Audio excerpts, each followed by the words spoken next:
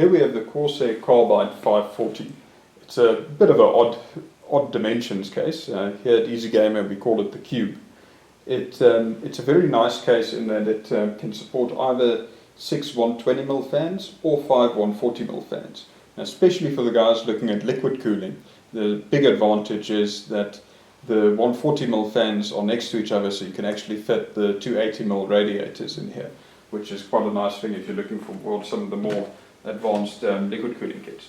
It's got panels that just clip out here at the top. It's just 2 screws there.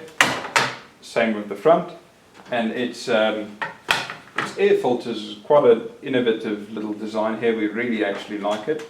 The air filters are attached with magnets, so it's literally you pop off the panels, clean it, and it just sticks back on there magnetically. Really nice and easy one to clean the air filters on, and it's got a fairly interesting design inside, so let's go have a look. Now, to get inside, I've just got 2 screws at the back, and then it's really as simple as sliding it back and clipping off the viewing panel here. Very nice and easy. Now immediately we see this case is a little bit different. You see the motherboard is as deep as you'd expect, but as you can see the case is quite a lot wider.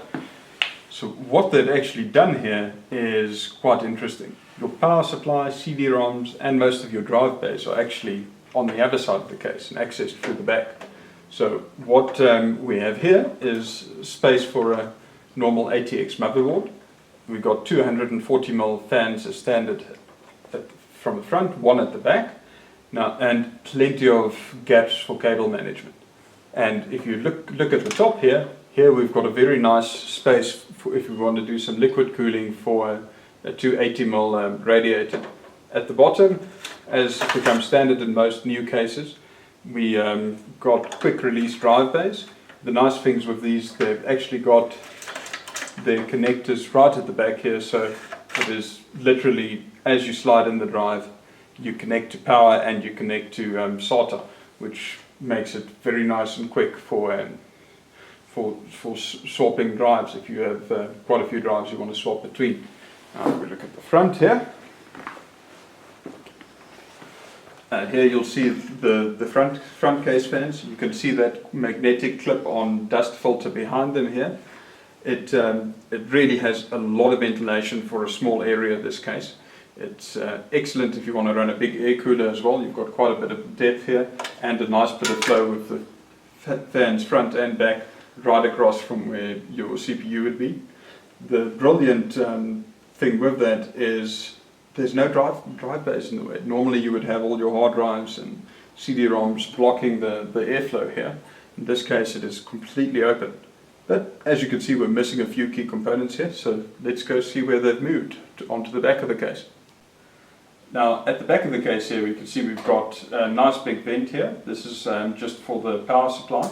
Unfortunately, if we remove this, you'll see there's no dust filter specifically for the power supply, which is a little disappointing in a case like this. You can see the crazy with cables here, but the idea is that the cables will all be at the back here, and you do all your cable management on this side and keep the front where the window is nice and clean. Your power supply unit fits in here on its side, which is a little different, but works really well for space requirements. And then your drives like your DVD-ROMs and that clip in here, and they are connected at the front there. So back's basically PSU power supply, and then for cable management. And if you're someone who likes 2.5-inch drives or looking to put a few SSDs in place, this really has got a brilliant setup here. It's got a little drive cage here, which quite literally you take the drive and you slide it in, just clips in, take the SSD, slides in, clips in, and you've got all your connections on the side here. And it's actually removable if you want to have a few less, but there's space here for 4 SSDs, which is very nice and convenient. And again, like the drive bays at the front, everything is nice and quick swappable, which makes it a very easy case if you're going to be playing around with your configuration quite a bit.